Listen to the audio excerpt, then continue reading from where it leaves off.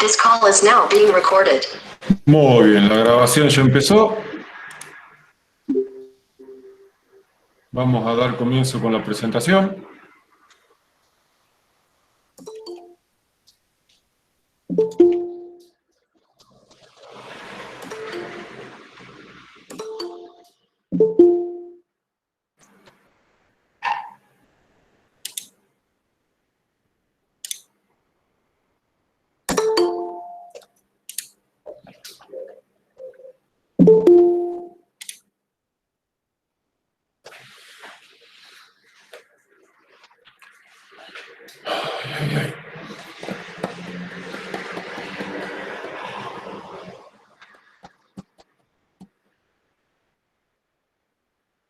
Muy bien, yo estoy viendo la presentación. ¿Ustedes me escuchan y me ven bien? Sí, sí, se ve. Sí, profe. Bueno, vamos a empezar entonces.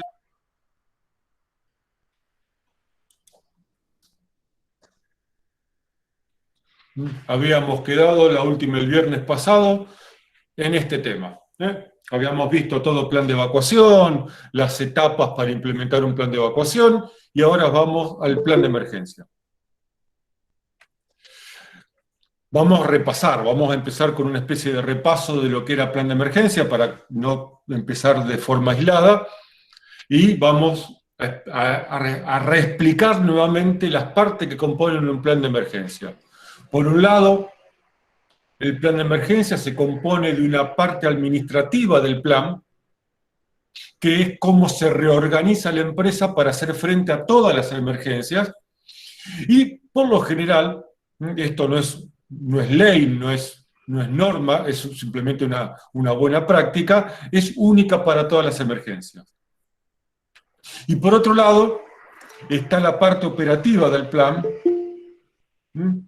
que es cómo se procede ante cada una de las emergencias que se pueden presentar. Es decir, cuál es el protocolo que vamos a seguir para un incendio de inflamables solubles en agua, para un incendio de inflamables no solubles en agua, para un incendio de gas, para un incendio en el tanque de combustible, para un incendio en el camión cuando está descargando, para un incendio en un tanque de GLP, para un escape para un derrame de productos químicos tóxicos. Cada emergencia va a necesitar un protocolo distinto y por lo tanto también recursos distintos. Un plan de emergencia es una organización con recursos y procedimientos que se da en un determinado contexto y tiene como objetivo controlar los daños que evolucionan. Esta es más o menos la definición o el concepto de emergencia. ¿Cómo unimos las dos cosas? Por un lado, la organización es la parte administrativa del plan.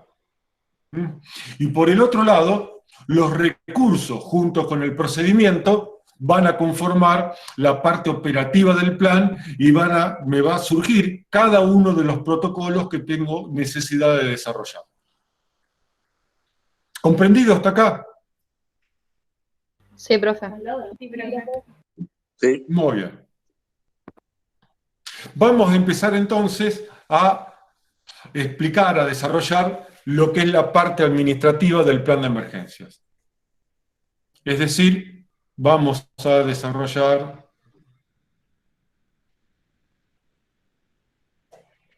esta parte. Pero hay una palabra acá,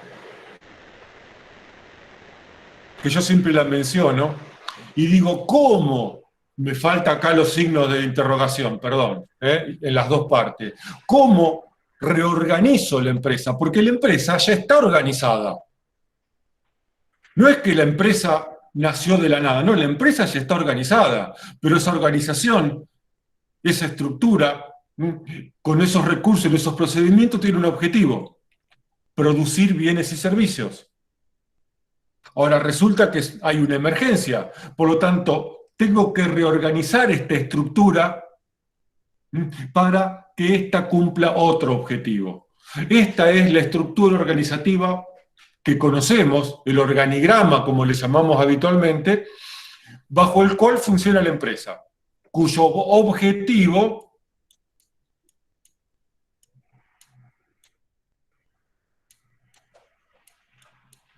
es producir bienes y servicios. Vender servicios, vender productos, ganar clientes, tener una ganancia a fin de año para distribuir entre los accionistas, etcétera, etcétera. Cuando surge la emergencia, necesitamos agarrar cada uno de estos cuadritos, barajar las cartas de vuelta y empezar a dar nuevamente. Por lo tanto, no se trata de organizar, se trata de reorganizar. ¿Se entiende este concepto, no? Sí, profe. En principio, la gente que tengo es la que está en la planta. No me van a caer soldados del cielo. Puede venir con el tiempo los bomberos, Prefectura Naval Argentina, policía, bomberos zapadores, bomberos voluntarios, defensa civil, pero mientras tanto, hasta que lleguen los servicios de auxilio externos, que son las brigadas de tercera intervención, yo necesito dar respuesta con la gente que tengo.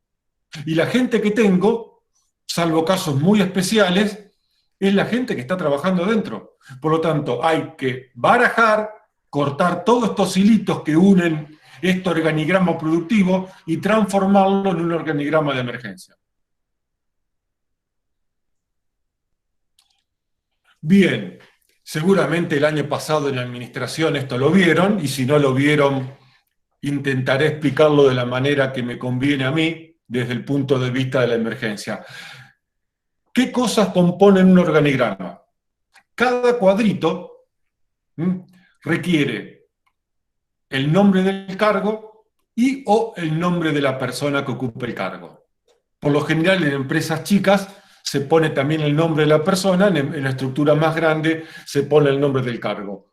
Director de emergencia, jefe de emergencia, líder de emergencia, responsable de relaciones públicas, jefe de brigada, jefe de rescate, jefe de brigada médica. Cada cuadrito implica una serie de información que muchas veces está volcada en el propio cuadrito, sino está escrita en hoja aparte. Por ejemplo, ¿qué tareas y funciones tiene asignado ese cuadrito, ese cargo? A veces parece obvio, el líder de brigada pareciera obvio que tiene ciertas funciones. Lo obvio acá hay que obviarlo. No hay nada obvio, lo obvio hay que escribirlo. ¿Qué tareas y funciones tiene cada cuadrito de mi estructura de emergencia? Hasta el último cuadrito perdido por allá abajo necesita tener asignadas tareas y funciones. ¿Qué reemplazos? Esto lo vimos en plan de evacuación. Esto es lo que denominamos un rol.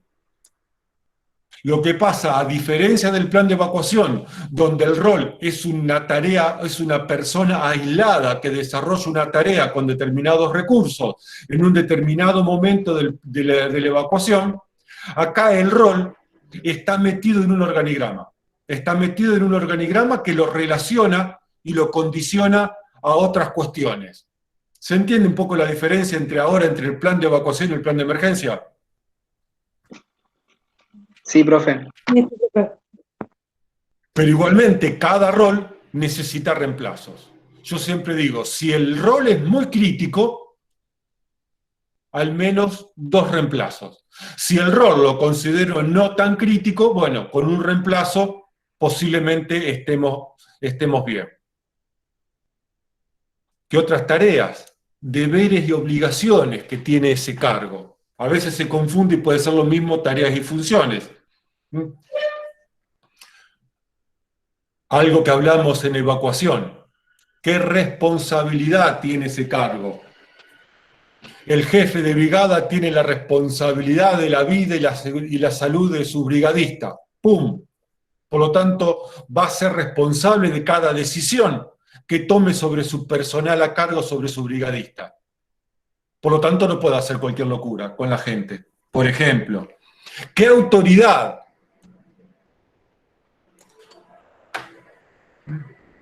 Son cosas que muchas veces, como ven, se están repitiendo. Responsabilidad, autoridad, deberes, obligaciones, tareas, reemplazos. Esta es la información mínima que necesita cada cuadrito en mi organigrama de emergencia. La misma información que normalmente tiene cada cuadrito en una estructura organizacional productiva o administrativa. Las líneas, ¿qué significan? Las líneas de jerarquía de mando. Es decir, si esta es la brigada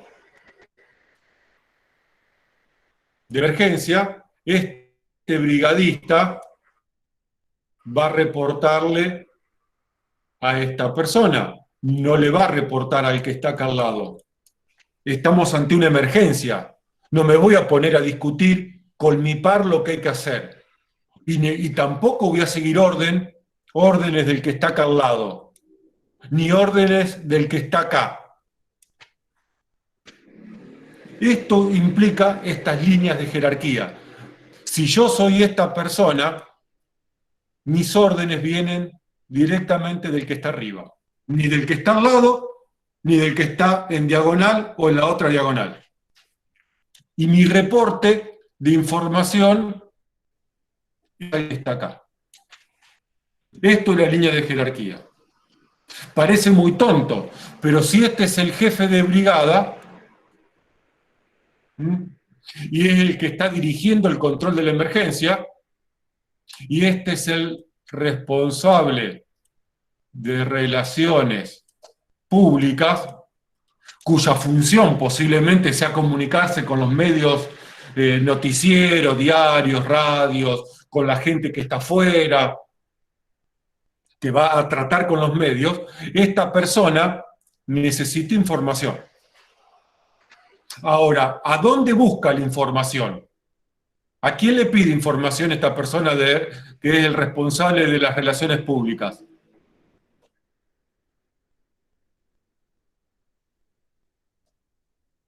¿Se la pide así para el costado al jefe de brigada o la pide acá arriba al que está a cargo, que podrá ser el líder, el director de emergencia, el director de crisis? Al que está a cargo. ¿A quién está a cargo? ¿Para qué lado? ¿Para arriba o para el costado? Arriba, profe. Arriba. Siempre para arriba. Para arriba.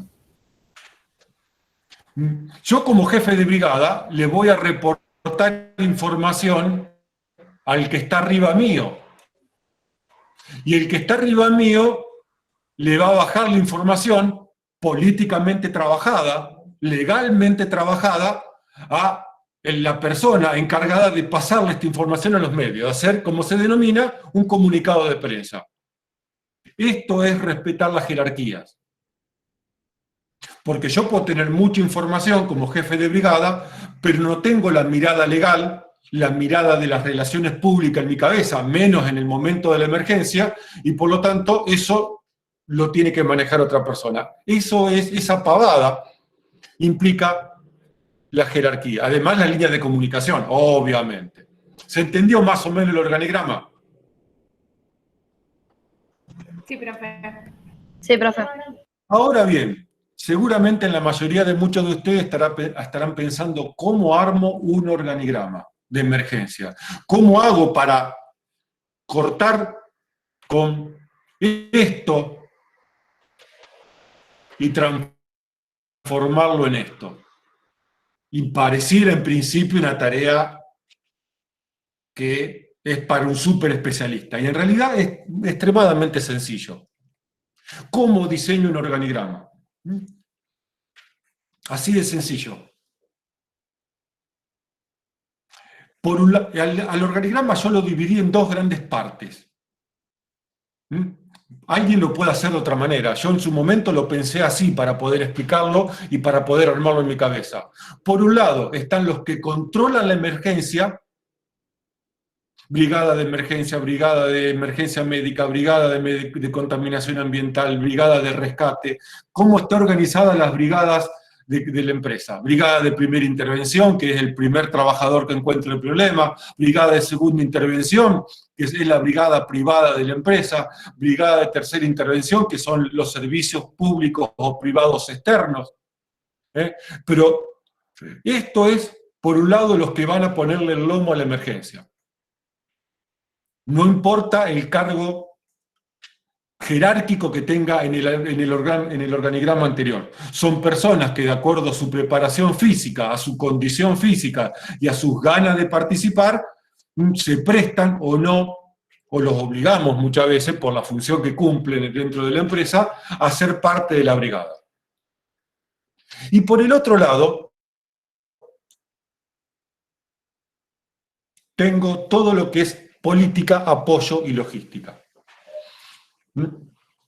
Y acá por algún lado tendré el jefe de emergencia. El líder de crisis, el líder de emergencia, el director de emergencia, es el que maneja toda la cuestión de la emergencia.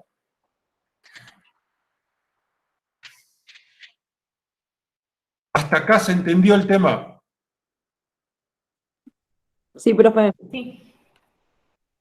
Ahora lo que ustedes estarán pensando, y si no lo piensan, se lo pienso yo por ustedes,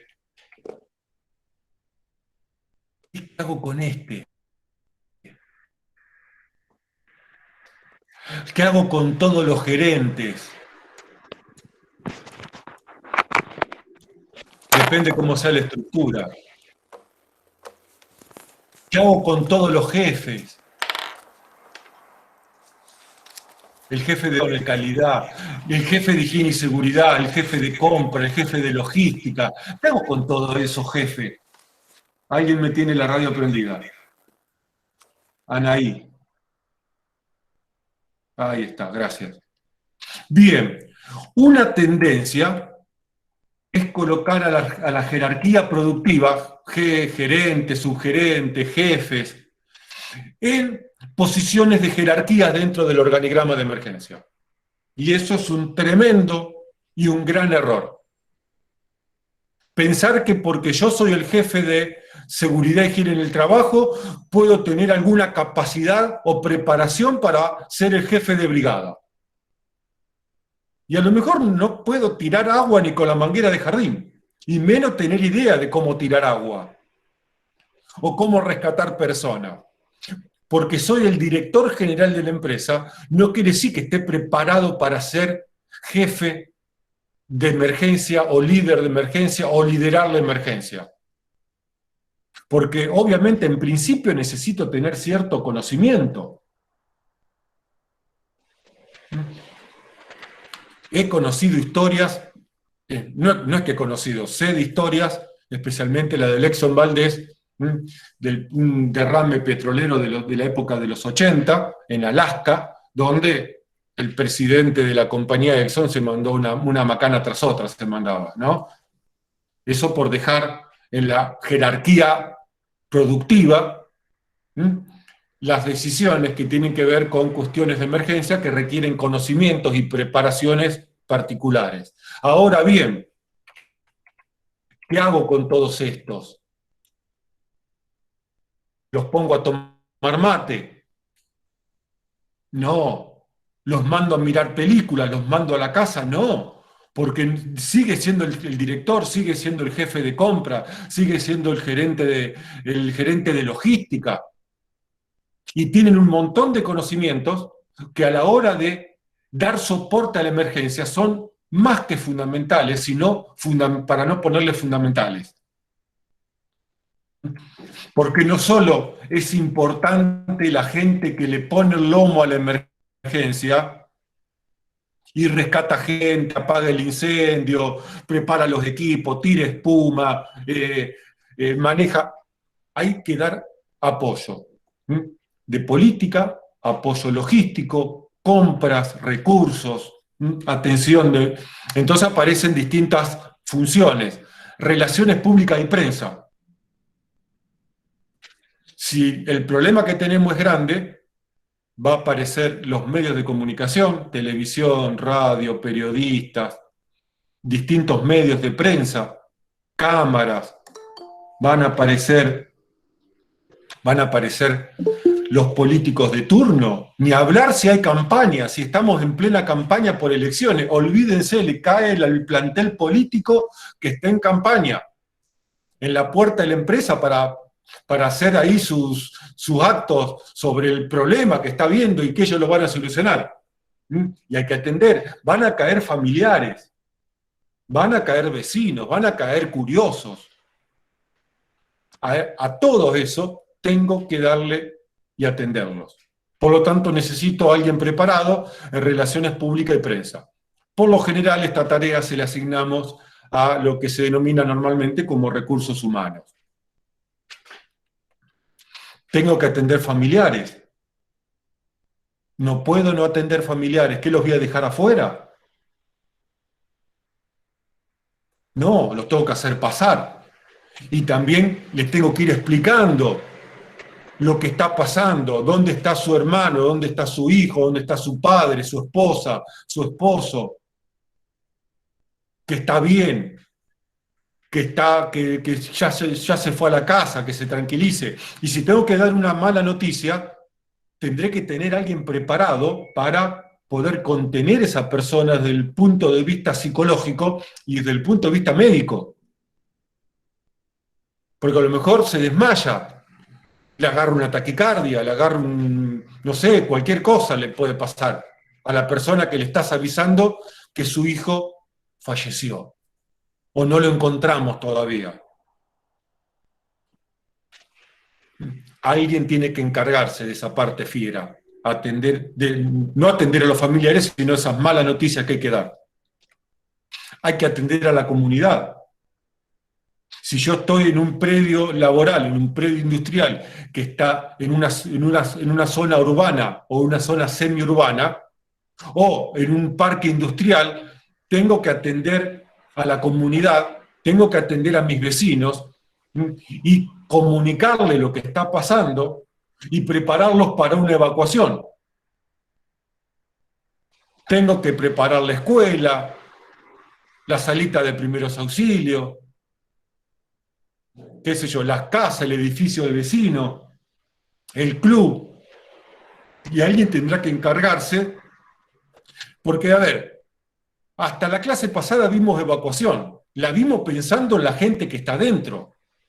Pero si el problema supera, como decimos normalmente, el alambrado de la empresa, los límites de la empresa, a los que hay que evacuar también, y este tema no lo estamos analizando en este curso, es cómo evacúo la comunidad vecina.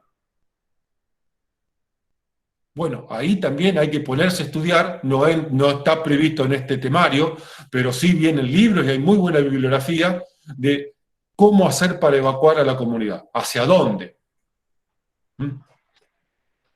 Van a caer autoridades.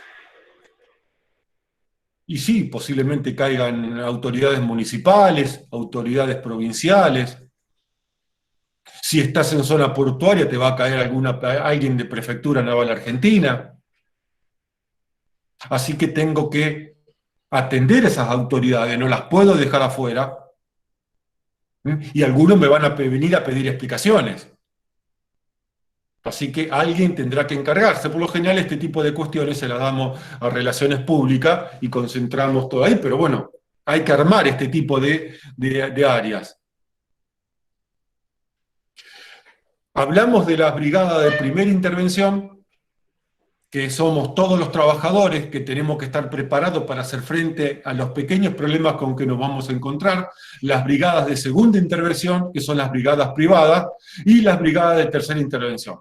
Bomberos zapadores, bomberos voluntarios, bomberos de Policía Federal si hay en la zona, bomberos de Prefectura Naval Argentina, Defensa Civil, tránsito, qué sé yo, ya me estoy olvidando de los que pueden caer, o a los que podemos llamar. Algunos van a caer por cuenta propia y otros los vamos a llamar. Y por lo tanto, cuando caigan, van a decir qué hacemos. Porque muchos de esta gente que viene desde afuera, estos especialistas que vienen desde afuera, la mayoría puede llegar a desconocer las instalaciones y el problema que está sucediendo adentro. Así que tampoco los puedo dejar solos adentro de la empresa. Tengo que guiarlos. Por lo general, son estructuras que se van a poner al mando nuestra, al mando de la empresa. Salvo que el problema sea tan grande que supere ya cualquier directiva privada. Entonces pueden ya tomar el mando ellos mismos.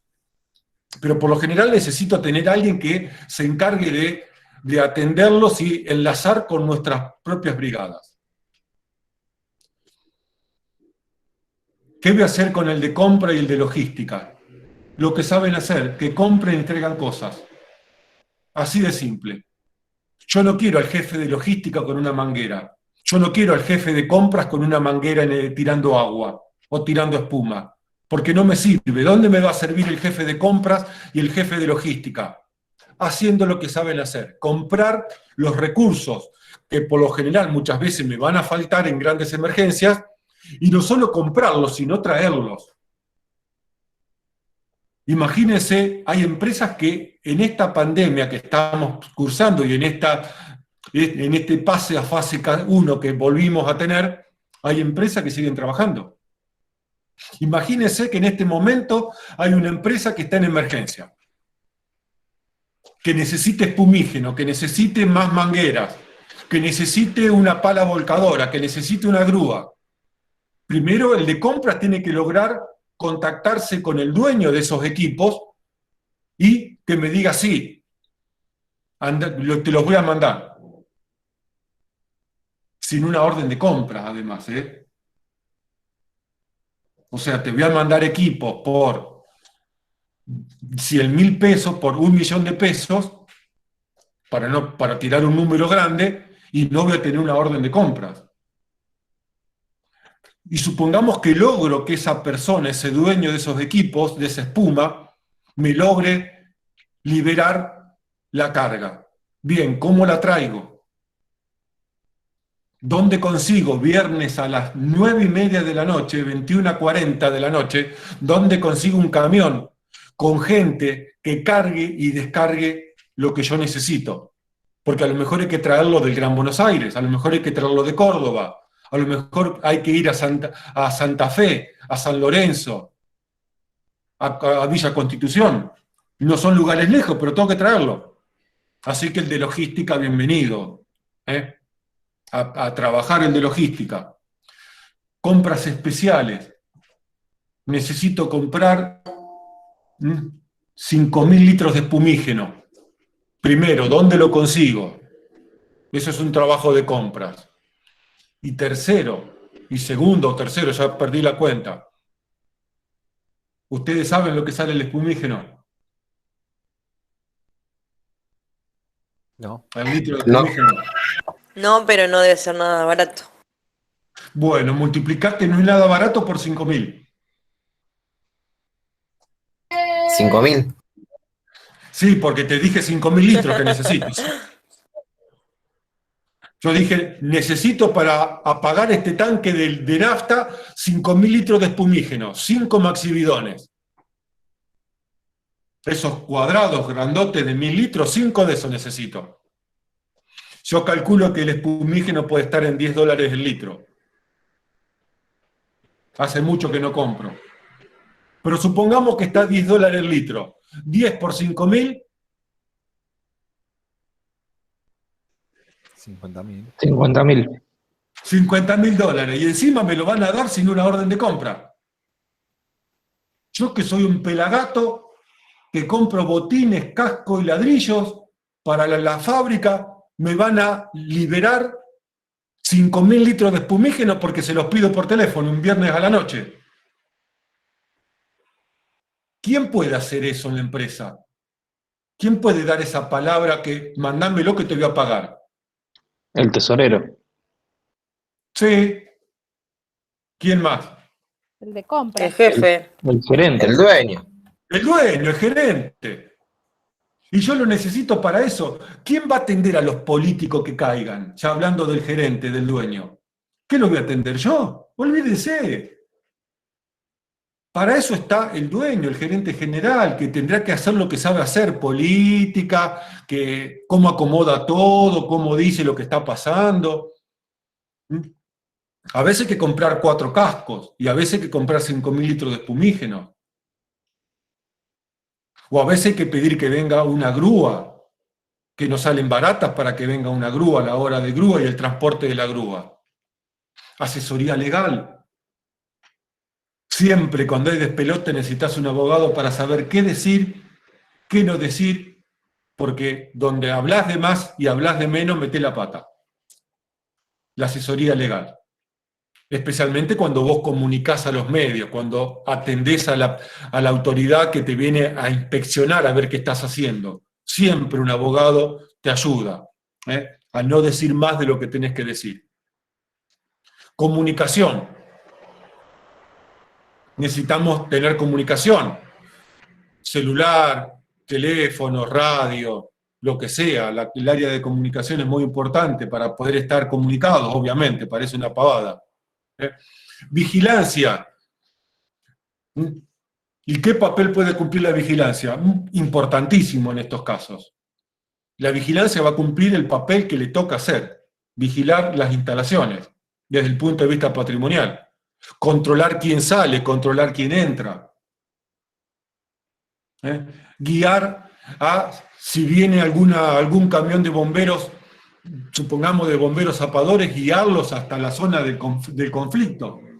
El conflicto parece como si fuese guerra, la zona del problema. Y podemos seguir agregando más funciones, ¿no? Yo le estoy tirando acá una lista de tareas, de funciones, de cosas que hay que hacer, que no son propias de la brigada de emergencia, sino son propias de la gente que hace política, apoyo, logística, compras, comunicaciones, relaciones públicas.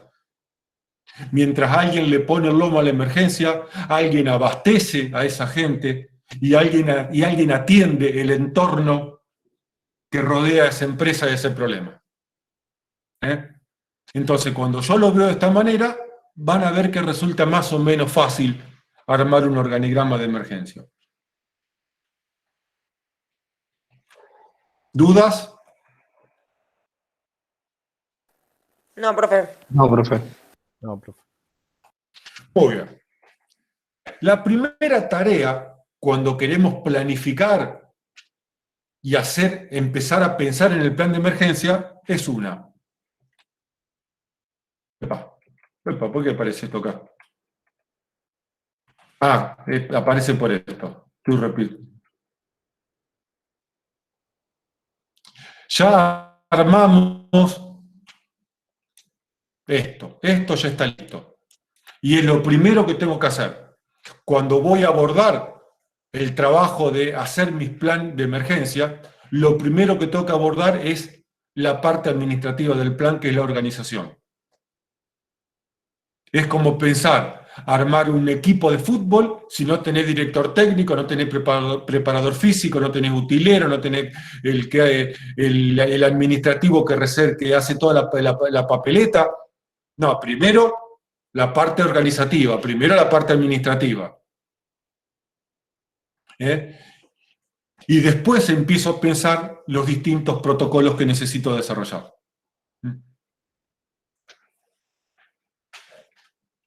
Entonces, ¿cómo surgen estos protocolos?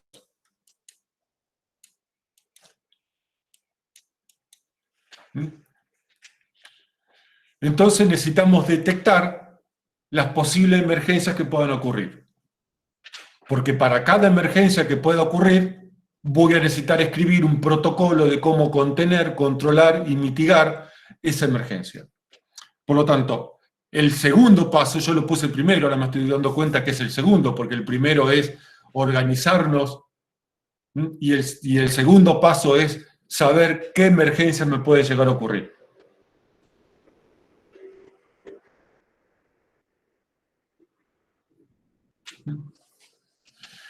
Habíamos visto la definición de emergencia. Y básicamente las emergencias pueden ocurrir, pues las podemos dividir en 2 grandes grupos.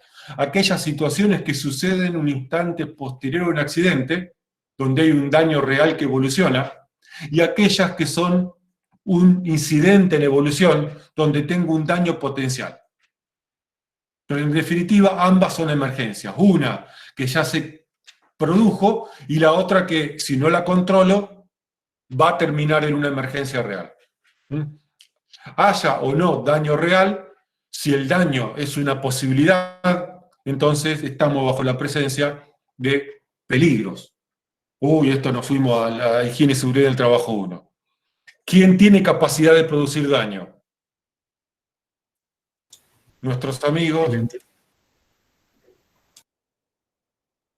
los peligros. Entonces, en principio, no, esto no es así, ya lo vamos a terminar de ampliar un poco. Para cada peligro necesito una emergencia. Esto entre comillas. ¿Eh? Ahora, no me alcanza con decir peligro nafta. ¿Les dice algo a ustedes haber encontrado en la fábrica que tienen nafta?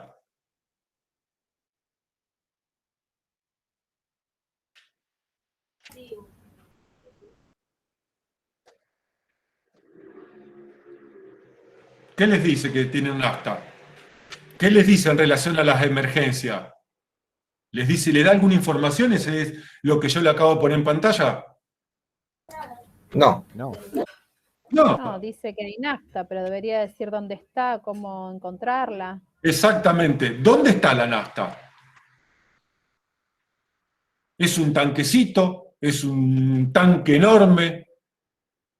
Lo primero que tengo que plantearme es eso. A ver, lo tengo por acá. Ah, está bien, lo tengo acá. Por ejemplo, la nafta está en un tanque. Entonces, tengo tanque de nafta, ya no es nafta, tengo nafta en tanques. ¿Y qué puede suceder ahí? Un incendio, un derrame encendido, un rebalse, una rotura de tanque, una deflagración violenta. ¿Y de qué tanque estamos hablando? De todos los tanques de nafta que tengo. ¿Porque van a ser todos los tanques iguales? No. Porque tendrán distintos tamaños, distintos volúmenes, y porque están ubicados en distinto lugar. Y cuando yo planifico el control de la emergencia, no es lo mismo llegar a una zona por caminos asfaltados que llegar a una zona por camino de tierra, o un mejorado, porque tengo que llegar con equipos. Un día como hoy, una noche como hoy, que hace 2 días que está lloviendo, si yo no tengo un buen suelo, ¿qué equipos voy a mover? Si no tengo una buena iluminación, ¿qué voy a ver una noche como hoy? Cerrada, lloviendo, con los pisos embarrados y mojados. Entonces, ¿da lugar cualquier tanque? No, no da lugar cualquier tanque. Hay ubicaciones que son más complejas de trabajar.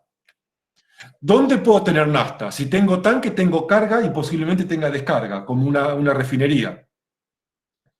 Entonces tengo involucrado un camión que está descargando producto o un camión al cual le estamos cargando producto, porque es el despacho de la fábrica.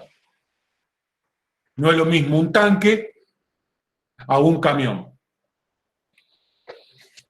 A la nafta a lo mejor la estoy usando como parte de mi proceso productivo.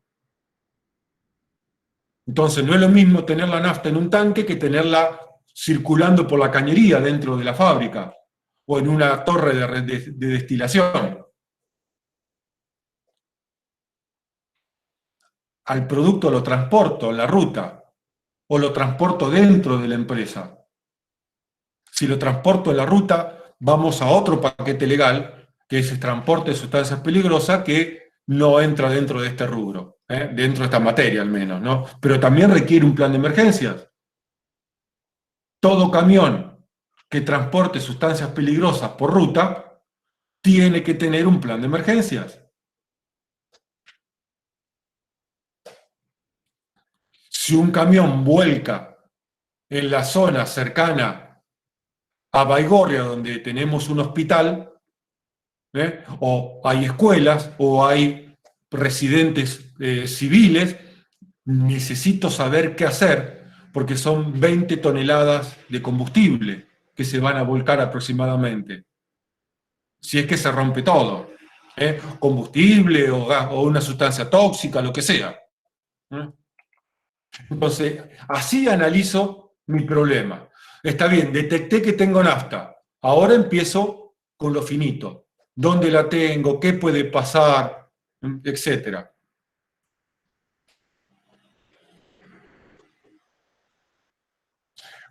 Algo que, una pregunta que siempre es bueno hacernos, y es la más fácil de todas para analizar problemas de salud y seguridad dentro de una empresa, es que puede salir mal. Esta es la más fácil de todas para hacer, porque te vas con tu tablita, con tu papel borrador, con tu lapicera, con tu grabadora, con el celular, con el grabador, te parás delante del tanque, lo mirás feo y decís, ¿qué puede salir mal acá? Y entonces empezás a notar que el tanque rebalse, que el tanque se prenda fuego, que rebalse el contenido sin prender fuego, que rebalse el contenido prendido fuego, que se rompa la pared del tanque, que se rompa el indicamiento del tanque. Bueno, ¿qué puede salir mal y en dónde? Es una técnica bastante buena para encontrar problemas. En materia de emergencia o en materia de salud y seguridad, Te pones adelante del trabajo, del operario del torno, te lo pones a mirar como entendiendo lo que está haciendo y te pones a pensar, ¿qué puede salir mal? Y que esa camisa que la tiene suelta se le enganche en el plato del torno y quede enroscado en el plato. Bien, ¿qué vas a hacer? Y le vas a tener que decir que se ate o se remangue, o le vas a tener que dar una camisa sin puño, con el puño elastizado, por ejemplo. O proteger el plato, cosa que a veces no se puede. Entonces, ¿qué puede salir mal? Es bastante fácil de ver y analizar. Tipos de trabajo. Bien, en el taller hacen tareas de soldadura oxiacetilénica y corte con oxicorte. Bien, ¿qué necesito para eso? Acetileno y oxígeno. Bueno, ya ahí tenés dos sustancias peligrosísimas a las cuales vas a tener que saber cómo tratar en caso de emergencia. Porque no solo vas a tener el carrito con un tubo de cada cosa, sino vas a tener un depósito, donde vas a tener los tubos de acetileno, los tubos de gas, los tubos de oxígeno, los tubos de nitrógeno, los tubos de esto. ¿Qué pasa si hay un incendio en esa zona? ¿Qué pasa si un tubo de acetileno entra en contacto con el calor? O se empieza a disociar. ¡Opa! Los procesos productivos, analizar los procesos productivos, análisis de máquinas, equipos e instalaciones. No se me ocurre ninguno en este momento como para tirarles como ejemplo.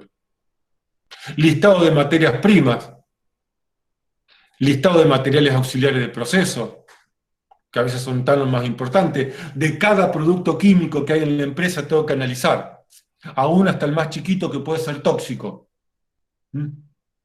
Hay soda cáustica en la empresa. Está bien, la soda cáustica no se prende fuego. Pero ¿qué pasa si una persona entra en contacto con soda cáustica? Ya estamos en emergencia. A veces pensamos la emergencia como la emergencia industrial. Hay emergencias médicas. ¿Cómo trata una persona que sufrió un contacto con soda cáustica? Mojar, que se lave con abundante agua. Sí, agua, lo que sea. Yo te estoy tirando como ejemplo, ¿no? Pero bueno, tengo que saber qué hacer. Una persona se cayó de altura. ¿Sabemos en la empresa cómo tratar a esa persona? ¿Qué lo vamos a levantar del piso y lo vamos a llevar a la rastra, agarrado del pantalón y de la camisa hasta el servicio médico? Y lo quebramos todo posiblemente, más de lo que ya está por la caída. A veces parecen cosas. Estamos en una zona agrícola, en una zona portuaria. Y en la zona portuaria puede aparecer bichos raros. Por ejemplo, una víbora. Alguien lo picó una víbora. Y en esta zona no va a haber cocodrilos, ni yacaré, pero en otras sí. Pero la víbora es la que menos te vas a dar cuenta que aparece. ¿Qué hacemos ante esa situación? Y así podemos encontrar residuos La zona de residuos también es para tener en cuenta. Yo le estoy tirando un montón de información. El transporte de productos químicos, lo mismo con la nafta. Depósitos de productos químicos. Tenemos silos con cereal. ¿Sabemos cómo atacar un incendio de superficie o un incendio de combustión espontánea? ¿Estamos preparados con equipos adecuados para hacer este trabajo? ¿Qué tipo de energía se usan en los procesos? Media tensión, alta tensión, muy alta tensión, láser, radiaciones ionizantes, que se usan mucho en esta industria, en las industrias de la zona. Una fuente de información muy importante es el historial de accidentes propios que hemos tenido, porque ahí nos va a decir qué cosas nos pasaron. Y si hubo una buena investigación, nos va a decir cómo tratamos ese accidente, desde el punto de vista de la emergencia siempre, ¿eh? Historial de accidentes de otras empresas, similares o no. Argentinas, chilenas o chinas, da lo mismo. Si yo me enteré por el diario que una fábrica de tal cuestión, una acería, tuvo un accidente en la China, ¿y por qué no me puede pasar a mí? Esto ya lo vimos el año pasado. Lo que cambia entre la China y nosotros es la posición geográfica, el resto somos humanos igualitos. No, bueno, no somos igualitos, pero somos iguales en definitiva también. Entonces, accidentes similares de otras empresas o no. Normativa legal. Hay normas legales como la de transporte de sustancias peligrosas, como la que vamos a ver más adelante, la de accidentes industriales mayores, alguna que te exija algún municipio, alguna normativa local, alguna exigencia de algún cliente, de algún proveedor.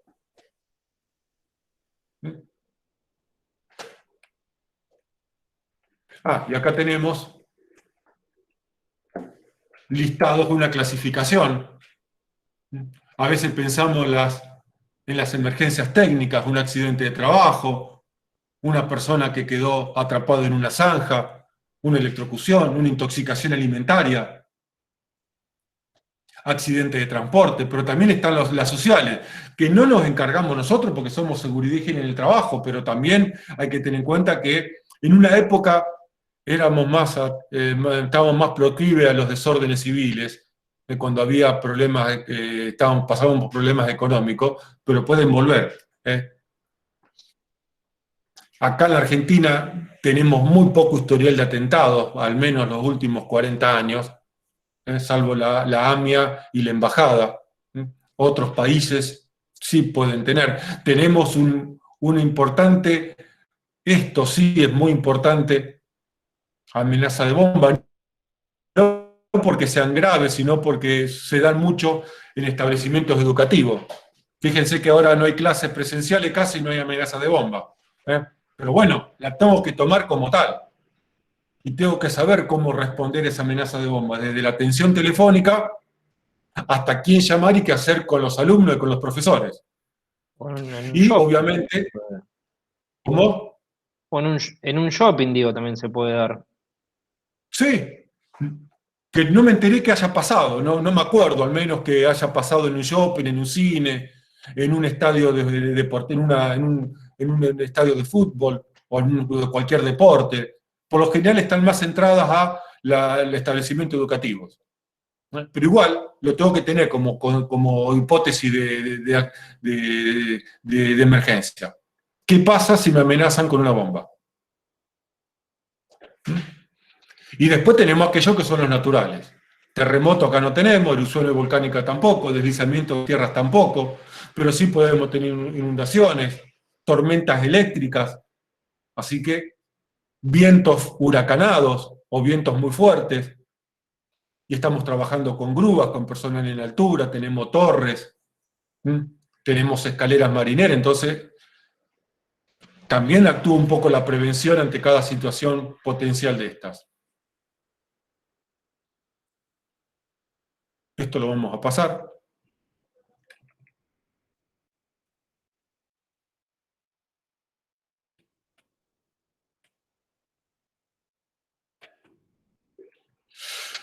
Entonces, hablamos que la primera, esto lo tengo que modificar y cambiar, que el primer trabajo cuando voy a encarar el plan de emergencia es hacer la etapa administrativa.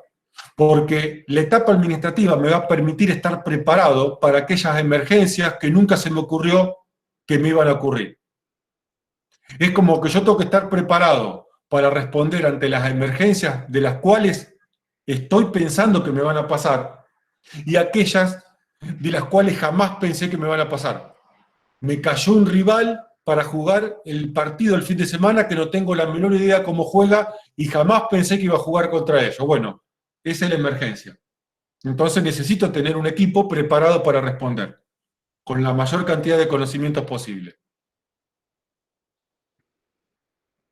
Entonces, ¿cómo elaboro cada uno de estos protocolos? Fácil. Tengo que describir la siguiente información. ¿A qué nos vamos a enfrentar? Esto es muy sencillo, parece difícil, pero en teoría es bastante sencillo.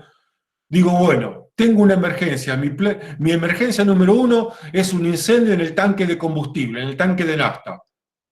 Digo, ¿a qué me voy a enfrentar? A un incendio en el tanque de nafta que está en la parte trasera de la empresa, que tiene 500.000 litros de nafta.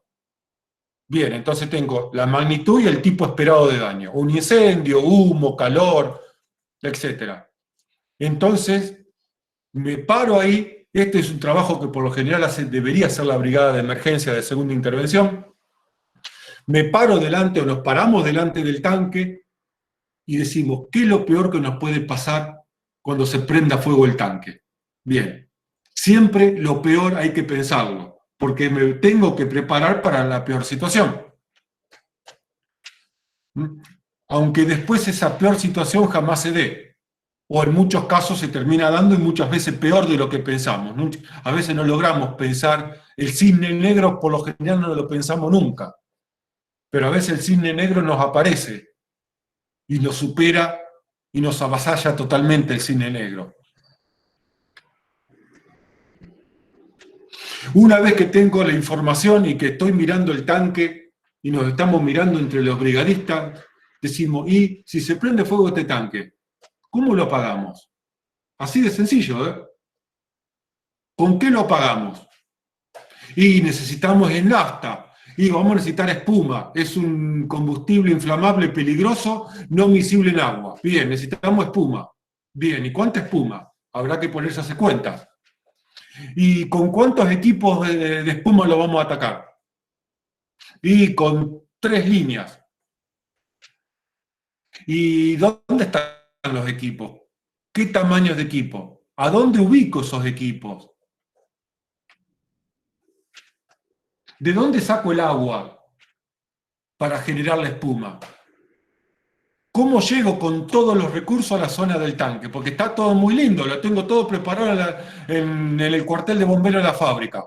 Ahora, ¿cómo hago para llevar los 3 cañones de espuma, todos los tanques de espumígeno, las mangueras? ¿Cuánta gente necesito para manejar y armar esto? Si se da de noche, y si se da de noche posiblemente necesitemos iluminación de emergencia. ¿De dónde saco luz de emergencia? Entonces, a partir de ahí, empezamos a pensar en la estrategia. El pitón número 1 va colocado en tal lugar, apuntando hacia el tal lado. Pero además el tanque, ahora resulta que me doy cuenta que está rodeado de otros tanques, a los cuales los tengo que enfriar. ¿Quién se va a encargar de prender la red de incendio? O de controlar que esté tirando agua. Y así vamos a determinar los recursos que necesitamos. Acá hay un ejemplo. Hipótesis de incendio en depósito de inflamable. Cuando yo les dije hay que establecer la situación de la empresa al momento de empezar a hacer las emergencias y las evacuaciones, esto es la situación. El depósito de inflamable no tiene sistema de rociadores automático. Y tampoco cuenta con sistema de detección. Por lo tanto, ¿qué va a suceder si no tiene rociadores automáticos y no tiene el sistema de detección de incendio? ¿Qué se imaginan? lo peor. Y sí, porque cuando alguien detecta el incendio, ya el incendio seguramente tomó una dimensión y una magnitud más que importante. Ahora, si vos me decís que el depósito de inflamable tiene rociadores automáticos de espuma o tiene un sistema de polvo químico seco automático, entonces, ¿quién va a actuar ante un incendio? El sistema, que si no funciona me va a tirar una alarma, y entonces voy a salir corriendo a ver qué pasa. El depósito de inflamable tiene dos puertas. En su interior hay inflamable liviano no solubles en agua. Y entonces acá empiezo a pensar todo lo que necesito. Y digo, bueno, voy a usar 2 líneas de manguera por cada puerta. Una que tira agua y una de apoyo. Yo estoy inventando, ¿no? Que me agarre un bombero, me pegue una patada a mí. Voy a necesitar espuma de baja expansión, porque es inflamable, liviano, está prendido fuego. Necesito 2 equipos de espuma. Necesito conectar los equipos de espuma a los siguientes hidrantes. ¿Cuántas mangueras necesito para llegar? Necesito 4 líneas de manguera, 2 lanzas de espuma, espumígeno en cantidad apropiada, 2 equipos dosificadores de espumígeno. Necesito al menos 3 personas por línea, más un asistente para el espumígeno. 2 equipos autónomos. Y sí, no los voy a mandar sin equipo autónomo a respirar gases tóxicos. 14 equipos para bomberos. ¿Qué los voy a mandar? ¿Con la ropa de grafa? Si necesito equipos autónomos, necesito tanques de repuesto, porque el tanque de aire les va a durar media hora, 45 minutos, 1 hora, depende del entrenamiento, el tamaño del tanque. ¿Cómo recargo los tubos de aire? Iluminación de emergencia. Miren todo lo que surgió. A lo mejor no los necesito todo esto, pero a lo mejor sí. ¿Se va entendiendo el tema? Si en el Sí, depósito, profe. si en el depósito, en vez de tener inflamables, ¿dónde lo tengo esto? Acá.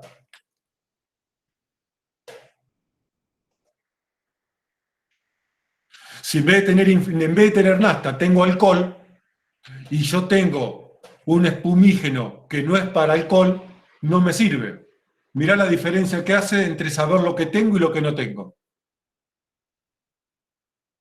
No me acuerdo el año pasado si lo expliqué, pero los alcoholes son solubles en agua, y como la espuma está formada con agua, lo que hace el alcohol es desarmar y disolver la espuma. Por lo tanto, necesito una espuma especial para alcoholes. ¿La tengo? No, bueno, entonces no tires nada porque vas en lío. Agarrá la virgencita y ponete a rezar, si crees. Y si no, salí corriendo. Y si no, y el gerente no te compra nada de esto, por lo menos tenés información y conocimiento para decirle, jefe, sin esto y se prende fuego no hacemos nada, Mire que con un tanque con 10 litros de espumígeno ni siquiera practicamos. Con un tanquecito de 10 litros de espumígeno tengo cobertura de tanta superficie y necesito cubrir 500 metros cuadrados de depósito. Al menos sabemos lo que necesito y lo que le puedo llegar a decir al dueño de la empresa, al gerente, qué va a pasar si no tengo los recursos adecuados.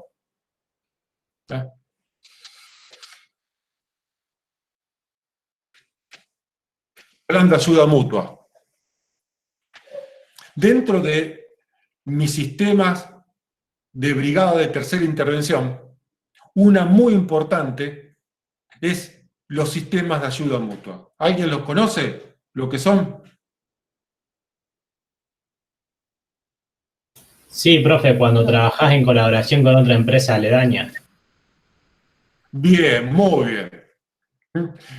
Hay un lema que es muy importante para que se entienda que es un plan de ayuda mutua, que dice, nadie es tan poderoso como para no necesitar ayuda, ni tan débil como para no poder prestarla. Este lema es genial. Es decir, yo puedo ser una pequeña empresa y puedo tener algo para ayudar al grande. Y el grande posiblemente tenga algo para ayudarme a mí cuando yo lo necesite. y podemos colaborar entre todos porque todos somos vecinos. La ley del buen vecino sería también. ¿Cuáles son los beneficios? Como alguien dijo recién, no sé si fue Javier, porque no estaba viendo el retorno. Significa que empresas de una determinada zona se ponen de acuerdo para ayudarse cuando una de ellas tiene un problema. Entonces, ¿cuáles son los beneficios? Que voy a tener mayores recursos humanos y técnicos. Entonces nos pondremos de acuerdo entre todos qué recursos tengo yo para prestar y qué recursos tenés vos para prestarme. Obviamente sin desproteger la empresa. Menor nivel de inversión individual. Ya no O voy sea a que tener... vendría a ser como cuando, por ejemplo, los bomberos de acá piden una autobomba, no sé, en Villa Gobernador Galvez, por ejemplo, Sí, algo así. totalmente. Sí. Entonces vos sabés que los bomberos de Villa Gobernador Galvez tienen cierto entrenamiento en ciertos temas que a lo mejor el de San Lorenzo no lo tiene, por decir alguna pavada, ¿no? A lo mejor los bomberos de, no sé, de Pérez están más preparados en rescate en ambientes confinados que el de San Lorenzo. Y por lo tanto, cuando tienen ese problema, llaman al de Pérez. También de eso se trata, ¿no?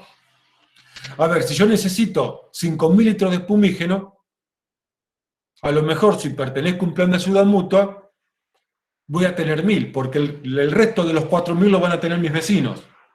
Y nos vamos a prestar espumígenos entre todos. Menor costo de las operaciones de emergencia para cada empresa. Menor inventario. Los equipos parados cuestan plata, porque es dinero que yo no estoy utilizando para hacer negocios. Requisitos, hay algunos requisitos, esto va cambiando, no es una norma estricta, cada plan de ayuda mutua tiene sus propios requisitos. Lo importante es que cada empresa que participa tenga planes de emergencia. Si no, ¿a qué me voy a tener cuando llego? Un convenio formal escrito. ¿Qué presto y qué me van a prestar? ¿Cómo me devuelven lo que yo puse en una emergencia? Si es que me devuelven o simplemente es parte de ser, de participar. ¿Quién se hace cargo de los accidentes o de los problemas que tenga el personal mío que va a la empresa vecina? ¿Qué RT los paga? ¿Qué seguro los paga? Y se hace cargo. ¿Cómo compensamos económicamente los costos de los suministros? Esto es lo que dije recién. Delimitación clara de lo que coloco a disposición de las demás empresas. Y esto es muy importante porque no voy a dar todo lo que tengo, porque no vaya a ser cosa que yo también tenga un problema mientras estoy reponiendo lo que presté y me encuentre con los calzoncillos en los talones. Requisitos, necesitamos alto compromiso de los participantes. Si esto es participar para sacarse una foto, no sirve demasiado. Necesitamos abrir las instalaciones a la posible competencia.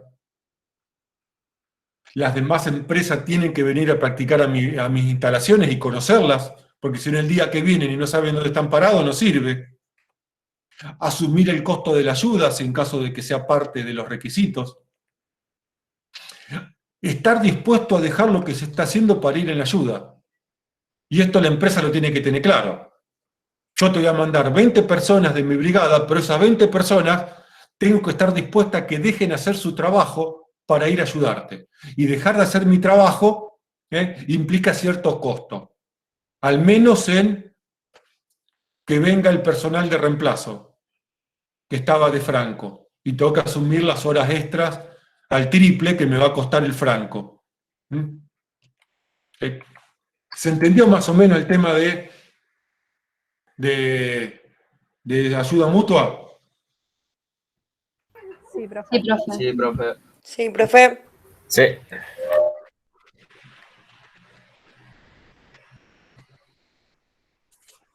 Y vamos a ver el simulacro. Esto vamos a dejarlo para la clase que viene. Así ya terminamos y hacemos un raconto, un repaso de todo. Bueno, profe.